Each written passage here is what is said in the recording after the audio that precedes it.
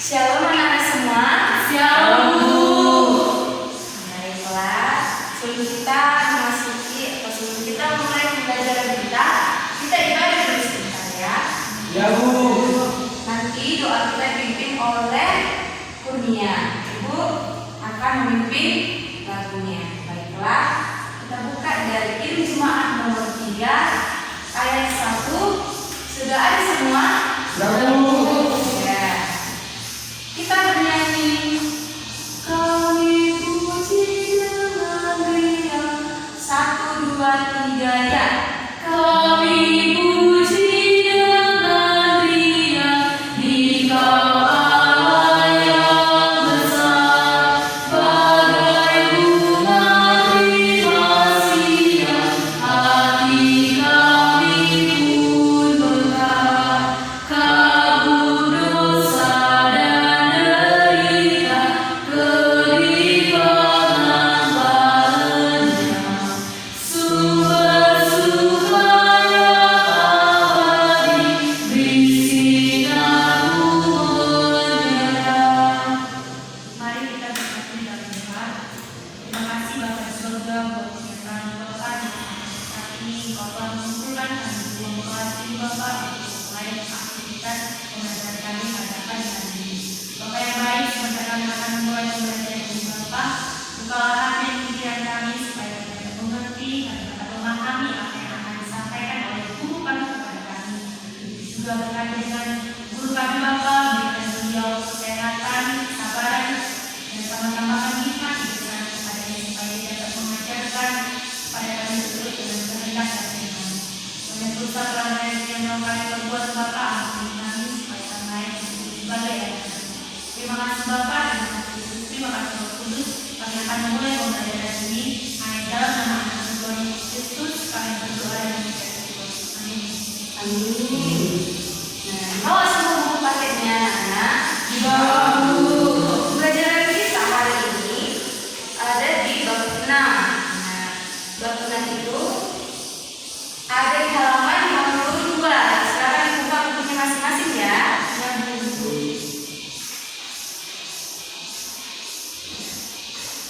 Nah, materi kita hari ini adalah tentang Yesus teladanku.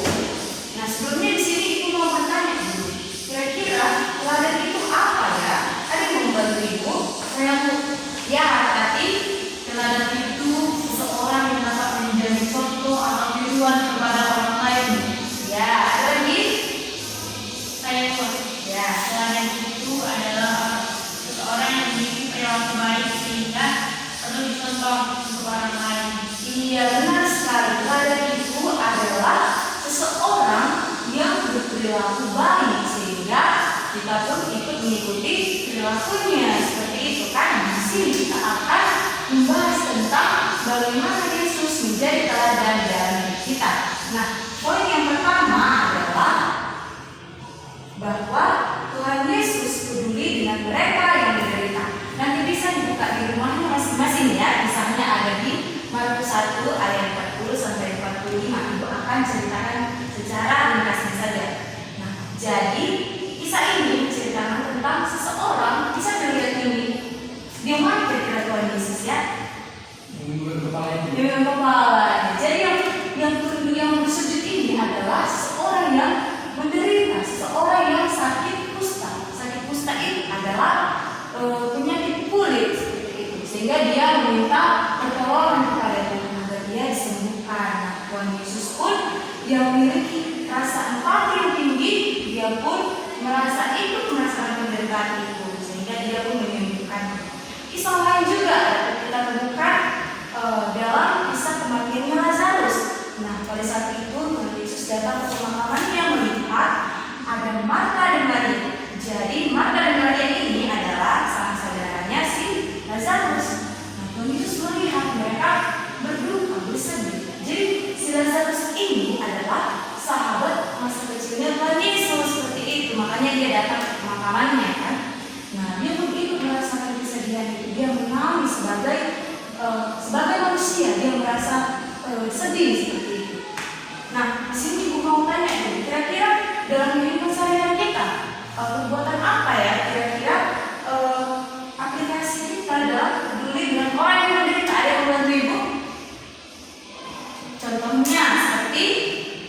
apa akhirnya?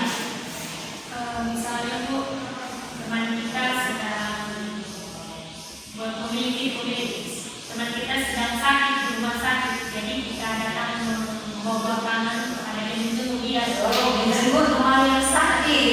Iya. Nah Bu, ya tadi Menolong orang yang sedang terjatuh ketika kawan kita semuanya jatuh dari sepeda, maka kita bantu dia untuk berdiri kembali. iya benar sekali. Banyak lagi ada seperti membantu teman yang berduka dan sebagainya kan. Nah, poin yang kedua adalah dekat dengan mereka yang dilecehkan. Nah, kisah ini dalam Yohanes 8 ayat 5 sampai 30. Nah, bisa dilihat ada seorang perempuan dekat sumur dan ada Tuhan Yesus. Nah, jadi kisah ini, si perempuan ini adalah seseorang yang sangat menderita. Menderitanya karena apa? Dia memiliki kisah hidup yang memilukan sehingga orang-orang yang ada di kampungnya melecehkan dia. Melecehkan itu tidak hanya dari perbuatan, perkataan pun bisa jadi seperti misalnya seperti apa?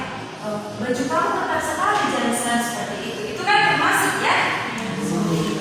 Nah, sehingga dia pun seharusnya orang-orang di sana pada zaman itu pergi pagi-pagi sekali untuk mengambil air ke sumur, tapi karena dia untuk menghindari ibu-ibu itu tadi, dia pun pergi pada siang hari. Nah, pada saat itu dia bertemu dengan Tuhan Yesus. Tuhan Yesus pun meminta air kepadanya. Dia bilang, kalau kamu mau memberi air itu kepadaku, aku akan memberi air yang limpah. Sehingga perempuan ini pun merasa dihargai. Perempuan ini merasa, wah ternyata masih ada orang yang menghargai saya seperti itu. Dia pun pulang ke rumahnya menjadi penginjil pertama dari keluarganya untuk mengajak keluarganya berbondong-bondong bertemu Tuhan Yesus. Nah, lewat dari kisah ini, kira-kira kalau dalam kehidupan kita apa aja itu ya yang dilecehkan? Contohnya ada teman yang dibully, ya, terus teman yang minder seperti itu. Nah, dan sebagainya. Kalau misalnya posisi seperti itu, yang makanya kita harus lakukan adalah menolongnya. Berarti apa? Menemaninya seperti itu kan? Nah, dari kisah 2 poin ini, ada nggak anak yang sudah melakukannya? Seperti yang pertama tadi apa? Dekat peduli dengan mereka yang menderita. Kedua, dekat dengan mereka yang dilecehkan. Sudah dilakukan Johnson? Sudah. Sekali. Nah, poin yang ketiga adalah membenci ketidakadilan. Nah, kisah ini dimulai dengan pada saat itu ada hari perayaan Paskah, sehingga Tuhan Yesus pergi ke Bait Allah. Nah, bisa dilihat itu Tuhan Yesus sedang mengamuk kan di Bait Allah. Nah, mengapa bisa Tuhan Yesus mengamuk? Karena pada saat kalau kita perayaan Paskah kan ada seperti potong kurban, persembahan seperti itu, sehingga mereka pun orang yang ada orang-orang Saduki. Nah, orang-orang Saduki berjualan di Bait Allah. Ada penukar uang, pedagang ternak, dan sejenisnya seperti itu. Tuhan Yesus marah, dia bilang seperti ini, jangan kotori rumah Bapakku dengan perbuatan kotormu. Mengapa seperti itu? Karena pada saat itu orang-orang Saduki merasa punya kuasa di dalam Bait Allah itu, padahal Bait Allah itu punya siapa? Punya Tuhan. Jangan mengotori Bait Allah dengan perbuatan kita seperti itu. Nah, coba contoh ketidakadilan dalam kehidupan kita sehari-hari apa ya? Ada yang mau membantu Ibu? Contohnya, ya Johnson?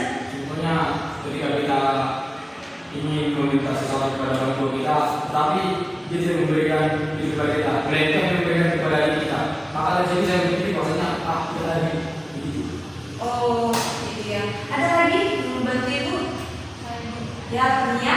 Misalnya Bu, ketika di sekolah, misalnya ada teman saya yang jarang masuk ke kelas dan dia jarang mengikuti pembelajaran. Tapi saya rajin datang ke kelas dan sering mengikuti pembelajaran yang dilakukan oleh guru saya. Tetapi guru saya itu memberikan nilai yang baik kepada teman saya yang jarang mengikuti pembelajaran dibanding kepada saya yang rajin mengikuti pembelajaran. Berarti ke depannya dunia harus semakin rajin apa? Belajar.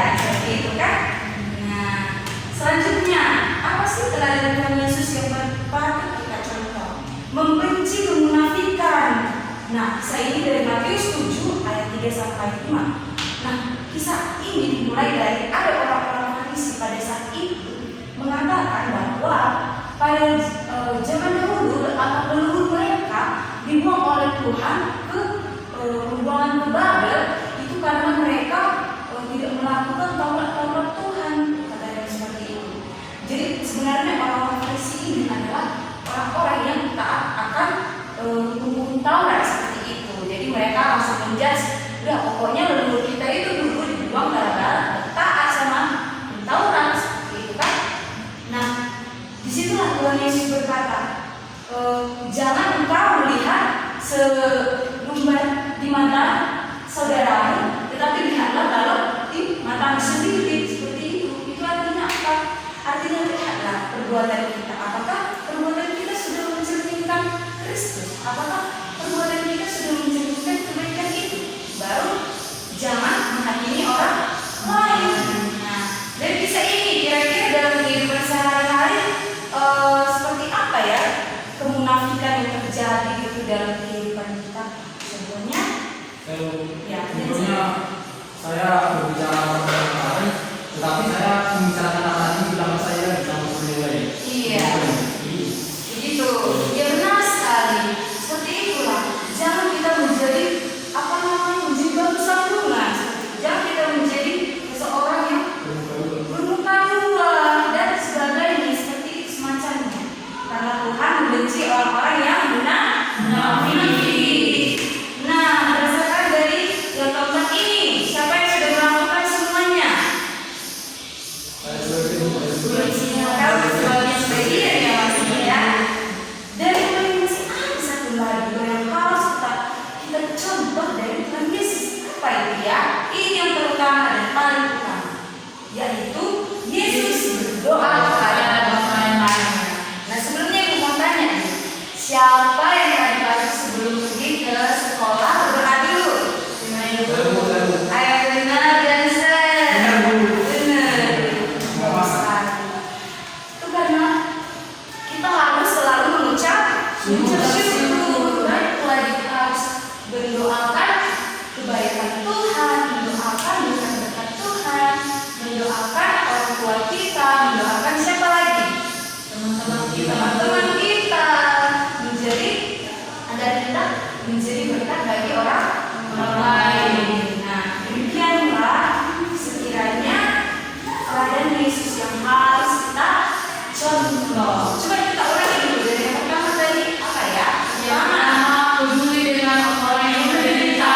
Kedua, dekat dengan mereka yang dilecehkan. Ketiga, membenci ketidakadilan. Keempat, membenci kemunafikan. Kelima, Yesus berdoa kepada Bapaknya. Baik, demikianlah pembelajaran kita hari ini. Sekarang kita akan doa untuk atau ibadah untuk kita ya. Ibu yang memimpin dalam doa. Mari kita bernyanyi dari Kirim Jemaat nomor 375. Saya mau ikut Yesus. 1, 2, 3 ya. Saya mau ikut Yesus. Saya mau ikut Yesus sampai selama-lamanya. Meskipun saya susah menderita dunia, saya mau ikut Yesus sampai selama-lamanya. Kita satu tangan kita berdoa. Terima kasih Bapa yang baik buat segala pemerahan dan hidup kami. Kami bersyukur boleh Tuhan menikmati kebaikan-Mu. Demikian pembelajaran kami ini telah selesai. Kiranya Engkau menyertai kami, memberkati kami. Biarlah materi kami hari ini boleh Tuhan kami aplikasikan dan kami boleh menjadi teladan dalam kehidupan kami. Kiranya kami boleh menjadi pelaku-pelaku firman. Inilah doa